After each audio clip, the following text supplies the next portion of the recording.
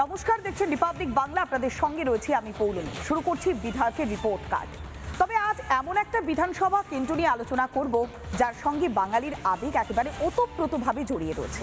বোলপুর বিধানসভা কেন্দ্র, রবীন্দ্রনাথের স্মৃতি বিজড়িত সেই বোলপুর বিধানসভা কেন্দ্র, যেখানকার 3 বারের বিধায়ক চন্দ্রনাথ সিনহা।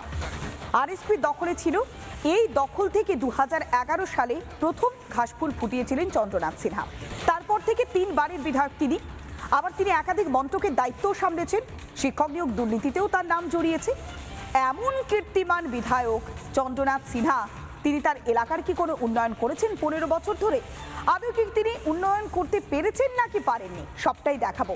কিন্তু বোলপুর বিধানসভা কেন্দ্রটা, সেখানের সঙ্গে একটু পরিচয় করাই। সেখানকার ভোটার কত ছিল এক নজর একটু দেখুন। চন্দ্রনাথ সিনহা, সেখানে বিধানসভা নির্বাচনে মোট ভোটারের সংখ্যা 2,59,217 জন। অর্থাৎ 2021-এর যে বিধানসভা নির্বাচন হয়েছিল, সেখানে 2,60,000 জন ভোট দিয়েছিলেন। এবার হিন্দু আর মুসলিম ভোটার কত রয়েছে সেগুলো একটা দেখাই। হিন্দু ভোটার 72% আর মুসলিম ভোটার কত? 27%।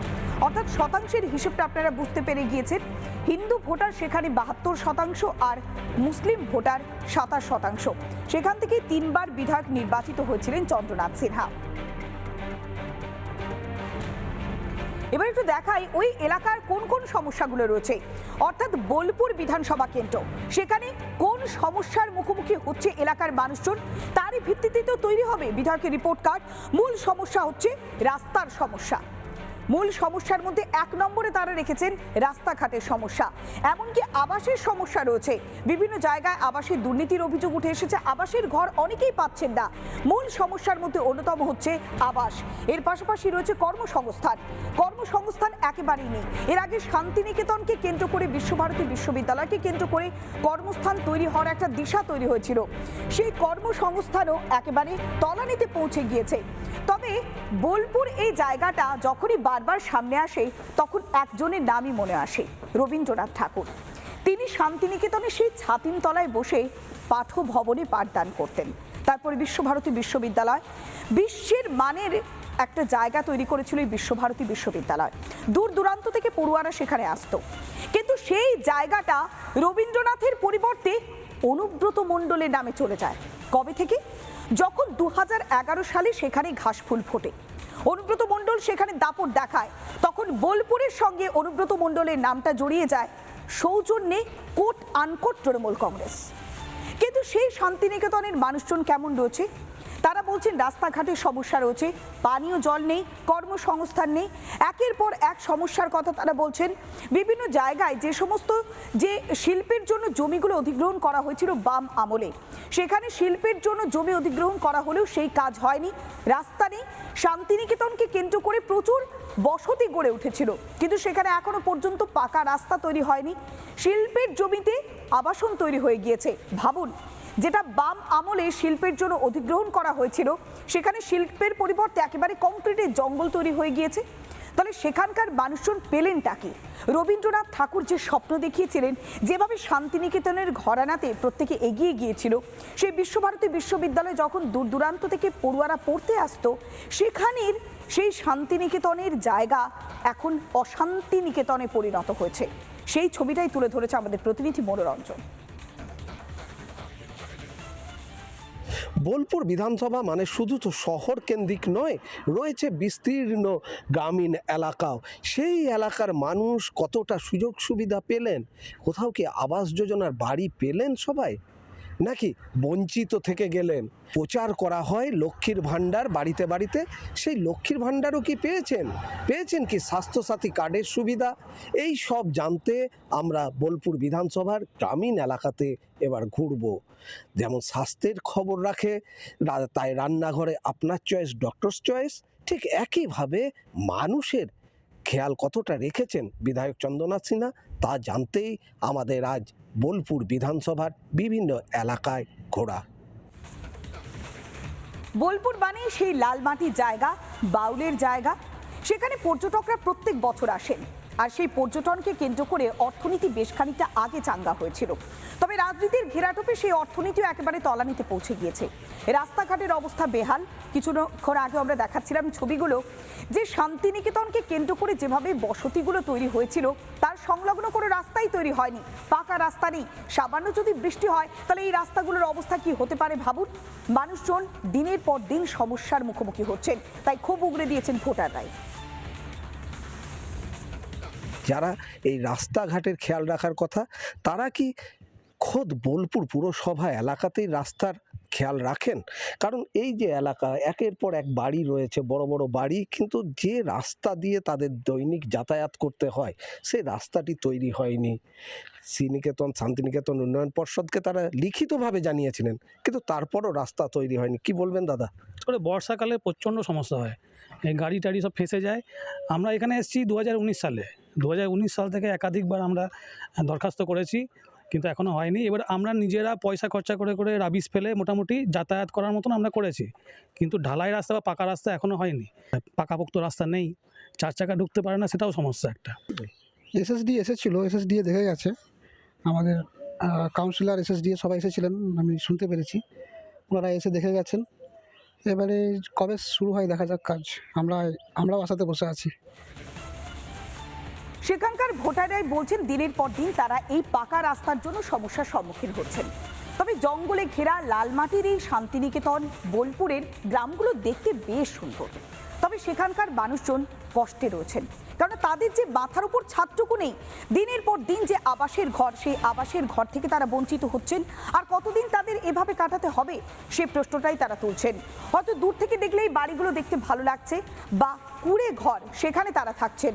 যখনই বর্ষা নামে, যখন শীতের প্রকোপ বাড়ে, তখন তাদের যে সমস্যাগুলো হয় সেই সমস্যাগুলোর কথা তারা বারবার তুলে ধরেছেন।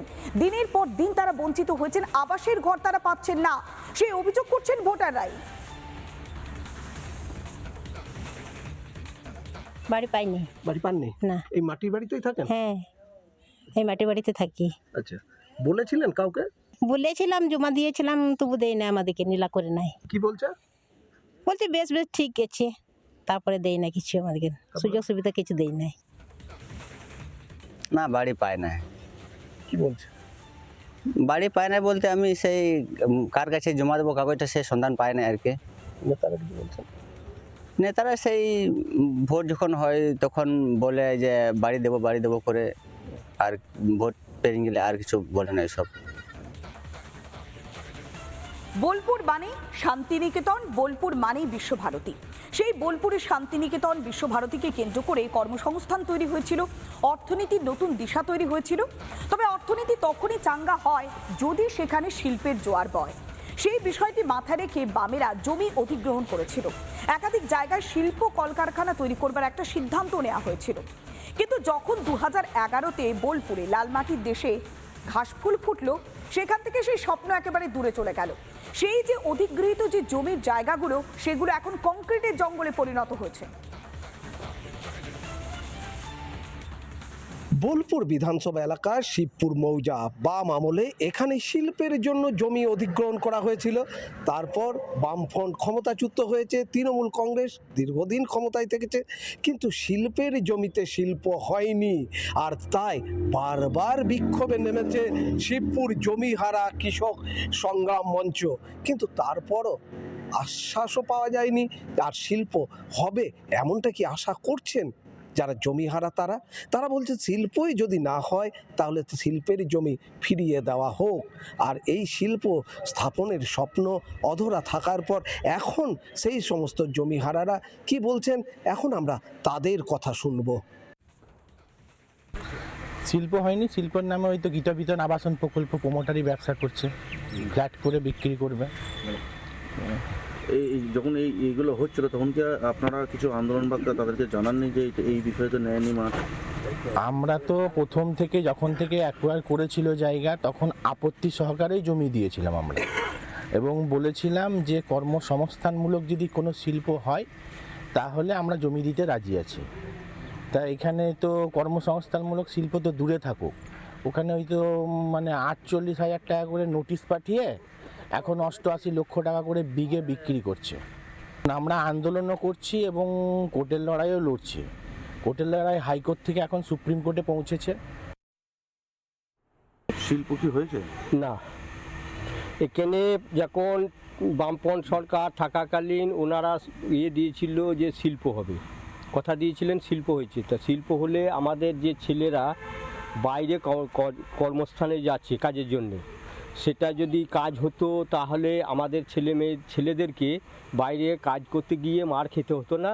শিল্পর জন্য জায়গা দিয়েছি, শিল্প চাই আমাদেরকে, কিছু নাই। বামপন্থ সরকার থাকাকালীন তাও 3 বছর চাষ করতে আমাদেরকে দিয়েছিল। 2011 সালে যখন তৃণমূল চলে আসে তখন কেষ্ট মরল বলে কি তোর বাপের জমি। রাজ্যের শিক্ষা ব্যবস্থা যেমন তলানিতে পৌঁছে গিয়েছে, ঠিক তেমনই শান্তিনিকেতন বিশ্বভারতীর যে গৌরব, সেই গৌরব ধীরে ধীরে হারিয়েছে। সেখানেও রাজনীতির রং লেগে গিয়েছে। তবে এখানকার বিধায়ক 15 বছরের বিধায়ক, 3টে টার্মে তিনি ছিলেন 2011 থেকে 2026 পর্যন্ত। তিনি কি কাজ করেছেন একবার দেখাই বিধায়কের রিপোর্ট কার্ডে। সেখানকার ভোটাররা তাকে কোন বিষয়ে পাশ করিয়েছেন আর কোন বিষয়ে ফেল করিয়েছেন। তাদের মধ্যে 1 নম্বরে রয়েছে রাস্তা। সেই রাস্তার ক্ষেত্রে সেখানকার বিধায়ক চন্দ্রনাথ সিনহা একেবারে ডাহা ফেল করেছেন। সেখানকার মানুষজন বলছেন পাকা রাস্তা তৈরি হয়নি, 15 বছর ধরে বিধায়ক করলেন কি, তাই তারাই তাকে ফেল করিয়ে দিয়েছেন। অন্যদিকে আবাসের ক্ষেত্রে তিনি কি পাশ করতে পারেন? না, সেখানকার ভোটাররাই তাকে ফেল করিয়ে দিয়েছেন। কেননা মানুষজন সেখানে বঞ্চিত হচ্ছেন দিনের পর দিন। তারা বলছেন একেবারে কাঁচা ঘরে তাদেরকে থাকতে হচ্ছে। এবার কর্মসংস্থানে আসি। কর্মসংস্থানের ক্ষেত্রেও বিধায়ক চন্দ্রনাথ সিনহা তিনি একেবারে ফেল করেছেন। তিনি একদম কোনো কর্মসংস্থান দিতে পারেননি। এমনকি যে জায়গায় জমিগুলো অধিগ্রহণ করা হয়েছিল বামেদের আমলে, সেখানে কংক্রিটের জঙ্গল তৈরি করেছেন তিনি। কাজের মধ্যে এটাই করেছেন। তবে 15 বছর ধরে তিনি কি কাজ করেছেন? তিনি বলছেন যে তিনি নাকি ঢালাও কাজ করেছেন। সেই কারণে হয়তো দলনেত্রী মমতা বন্দ্যোপাধ্যায় তার উপরে ভরসা রেখে তাকে এবারেও টিকিট দিয়েছে 2026-এর বিধানসভা নির্বাচনের জন্য। তিনি বলছেন এলাকার উন্নয়ন তিনি করে ফেলেছেন, তবে কিছু কাজ বাকি রয়েছে, সেগুলো নাকি আগামী 5 বছরে করবেন। আর যখনই এমন সাফাই দিচ্ছেন এই কীর্তিমান বিধায়ক চন্দ্রনাথ সিনহা, তখন পাল্টা আক্রমণ শানিয়েছেন বিজেপি শিবির। বিজেপির প্রার্থী দিলীপ কুমার ঘোষ দুজনের সঙ্গে কথা বলেছিলেন আমাদের প্রতিনিধি মনোরঞ্জন। স্বাস্থ্যের খেয়াল রাখেন বলে রান্নাঘরে আপনার চয়েস, ডক্টরস চয়েস। কিন্তু যাদের আমাদের খেয়াল রাখার কথা, সেই রাজনৈতিক দলগুলোর নেতারা, তারা কি বলছেন? ভোট আসে ভোট যায়, ভোট এলেই তাদের কি দেখা পাওয়া যায়, নাকি সব সময় তারা কিছু না কিছু বলেন? এই জানতে আমরা বোলপুর বিধানসভার রাজনৈতিক দলগুলির নেতাদের সাথেও কথা বলেছি। তারা কি বলছেন? 5 বছরে মোটামুটি বোলপুর বিধানসভার মধ্যে মোটামুটি কাজ করেছি। মানুষ তার জবাব দেবে ভোটে। এবার যে যে গ্রামের যা চাহিদা যতটা পেরেছি সে কাজ করে দেওয়া হয়েছে। নাট মন্দির থেকে শুরু করে, মন্দির সংস্কার থেকে শুরু করে প্রায় অনেক কাজই হয়েছে প্রায় প্রতিটি গ্রামে। এখনও কিছু কাজ বাকি আছে, সামনের দিনে নিশ্চয়ই সেগুলোকে করে পূর্ণাঙ্গ বিধানসভার পূর্ণাঙ্গ রূপ দেবো এই 5 বছরের মধ্যে।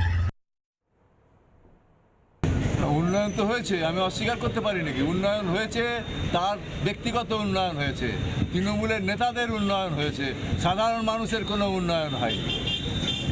তিনি বলছেন ব্রিজ করেছেন। আরে ব্রিজ করেছে, কেন্দ্রের টাকা চুরি করে, ডাকাতি করে বড়লোক হয়েছে।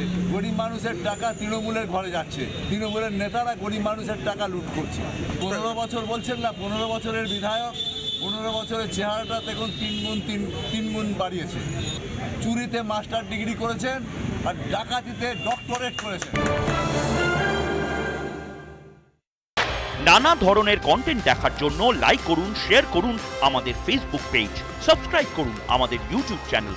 পাশাপাশি অন্যান্য ব্রেকিং নিউজের জন্য অবশ্যই চোখ রাখুন রিপাবলিক বাংলায়।